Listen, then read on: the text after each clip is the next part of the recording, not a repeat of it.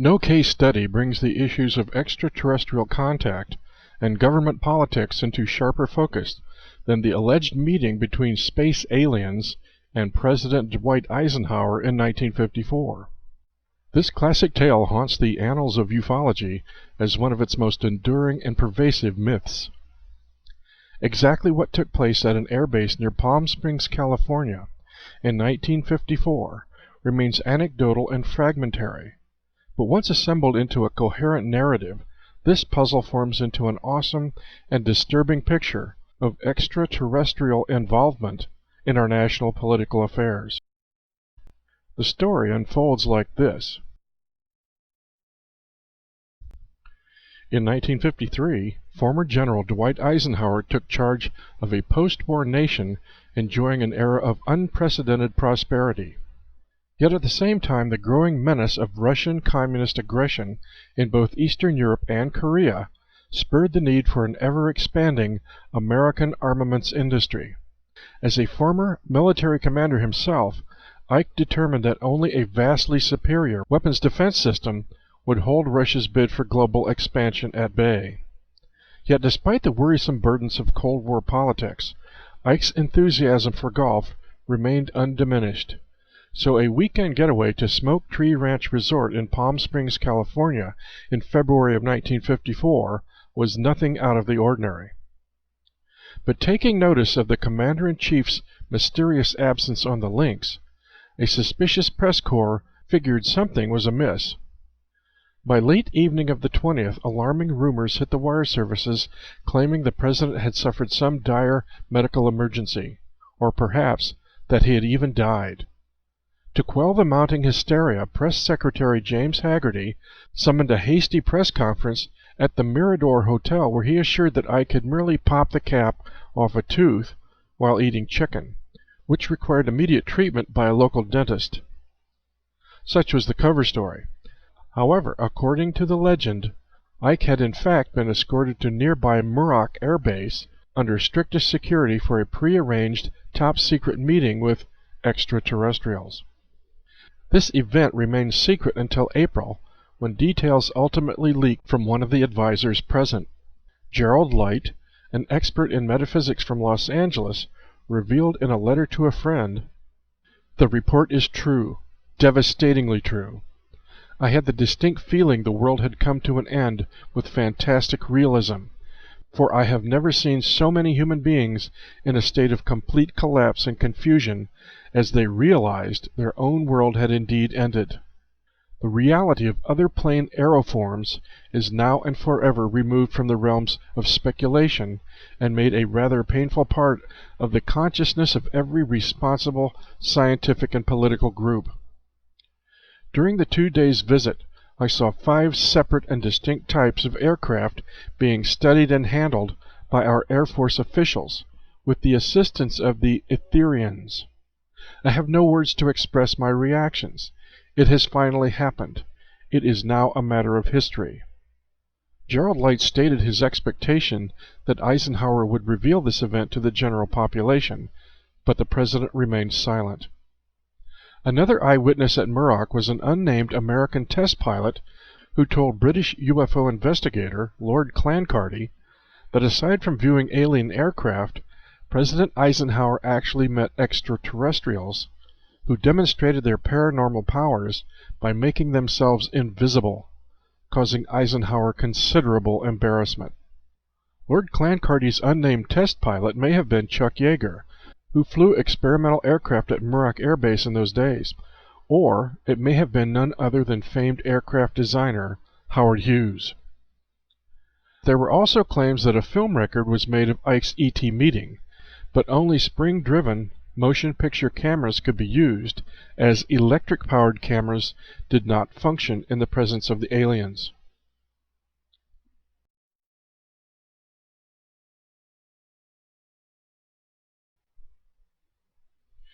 In February 1954, the former Allied commander, who had successfully defeated the Nazi Third Reich during World War II, found himself confronted by aliens possessing technologies that outclassed all of planet Earth's military defenses.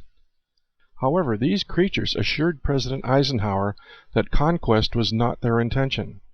They claimed to be representatives of a dying race from the Reticulum star system seeking to negotiate an exchange of their superior technology for human genetic material, needed to revive their own faltering species. Realizing his vulnerable disadvantage, the president reluctantly negotiated a covert treaty with these creatures without advice or consent from the Congress or the public at large. For alien technology exchange, the deal would establish a top-secret operations facility at Nellis Air Force Base in Nevada, as well as another undisclosed area in the southwest, presumably underground near Dulce, New Mexico.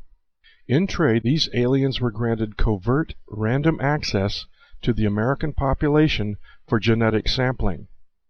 Individuals selected would not be harmed or retain conscious memory of harvesting procedures, and a full list of human harvest contributors would be provided to government authorities. Conveniently, a military infrastructure to manage this alien treaty had been established during the Truman administration, namely the secret MJ-12 group.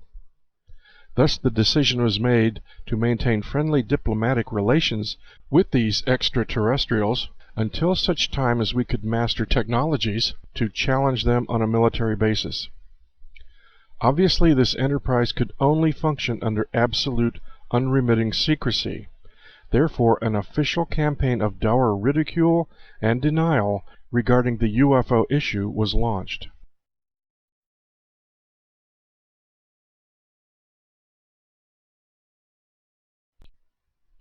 Another advisor allegedly present at the 1954 Muroc encounter was Edwin Norris, consultant to the Brookings Institution. And it was the Brookings Institution that 6 years later filed a report for the National Aeronautics and Space Administration recommending that any discovery of extraterrestrial life resulting from our manned space flights be withheld from public disclosure. The report reasoned that anthropological files contain examples of societies sure of their place in the universe which have disintegrated when they had to associate with previously unfamiliar societies espousing different ideas and different life ways. The question remains, was this conclusion also based in part on the extreme emotional reactions of witnesses present at Eisenhower's ET contact at Muroc in 1954, just as Gerald Light had reported?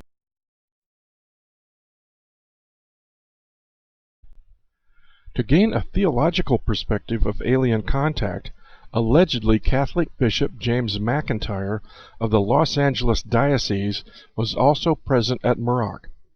And although all members of the Earth delegation were sworn to strictest secrecy, Bishop McIntyre recanted. Considering the awesome implications precipitated by this alien contact, the bishop felt compelled to inform the Pope in Rome of the situation at hand. Italian researcher Cristoforo Barbato claimed Vatican intelligence sources confirmed Bishop McIntyre's presence at the Muroc meeting. The reigning pontiff, Pius XII, thereby directed Bishop McIntyre and Bishop Edward Mooney of Detroit to coordinate information regarding extraterrestrials with Vatican intelligence operations. However, shortly thereafter, aliens of Pleiadian origin established direct contact with both bishops as well as the Pope, with meetings at the Pontifical Academy of Sciences in Vatican City. These Pleiadians, however, cautioned that the creatures Ike met in the California desert were not to be trusted.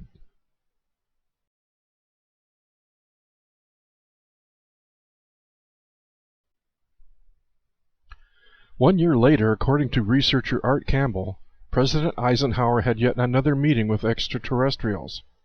In February of 1955, a second contact occurred at Holloman Air Force Base in New Mexico. This time, following pre-arranged instructions, Ike's plane, Air Force One, the Columbine 3, landed at the base runway and taxied to a deserted stretch of tarmac where it was approached by 3 hovering saucers. One landed, and the president alone was seen leaving Air Force One and entering the saucer. 45 minutes later, Ike reappeared unharmed, but exactly what transpired in this meeting is unknown. Yet had Ike prepared for some dire consequence? Popular entertainment personality Arthur Godfrey was allegedly on board the Columbine 3 during this contact, and it was known that Godfrey and famed newscaster Edward R. Murrow both worked with National Civil Defense preparing pre-recorded messages in case of nuclear attack.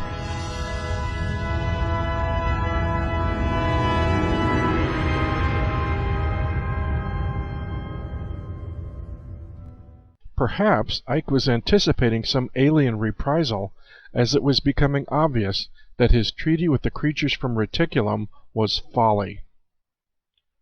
Colonel Philip Corso, former advisor to Eisenhower's National Security Council, revealed in his book, The Day After Roswell, these creatures weren't benevolent alien beings who had come to enlighten human beings. They were genetically altered human automatons, cloned biological entities, actually who were harvesting biological specimens on Earth for their own experimentation. As long as we were incapable of defending ourselves, we had to allow them to intrude as they wished. We had negotiated a kind of surrender with them, as long as we couldn't fight them. As well, former Defense Department engineer, the late Phil Schneider, added, "Back in 1954, under the Eisenhower administration, the federal government decided to circumvent the Constitution of the United States and formed a treaty with alien entities. It was called the Grenada Treaty, which basically made the agreement that the aliens could take a few cows and test their implant techniques on a few human beings, but they had to give details about people involved. Slowly, the aliens altered the bargain until they decided they wouldn't abide by it at all."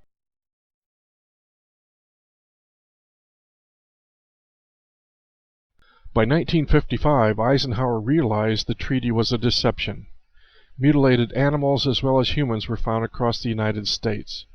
It was feared that lists of human abductees were incomplete, and not all abductees were being returned. Obviously, public disclosure was an untenable option, likely precipitating a national panic and economic collapse. In turn, disclosure to Congress was impossible as well.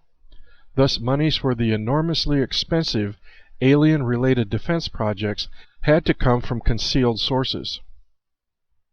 Considering this impasse, MJ-12, in concert with the CIA, devised a black ops, illegal drug pipeline into America via offshore Texas oil rigs provided by Zapata Oil Corporation's Chief Executive Officer, George Herbert Walker Bush. This covert project was so successful, it spurred Bush's rise up the ranks of the CIA. Much to Eisenhower's regret, this alien treaty had spawned a combined armaments industry and intelligence service with powers superseding the authority of both the President and the Constitution.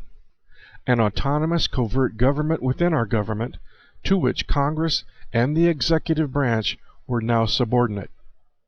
Seeing the looming threat of this military-industrial complex, Ike warned upon leaving office in 1961, "In the councils of government, we must guard against the acquisition of unwarranted influence, whether sought or unsought, by the military-industrial complex. The potential for the disastrous rise of misplaced power exists and will persist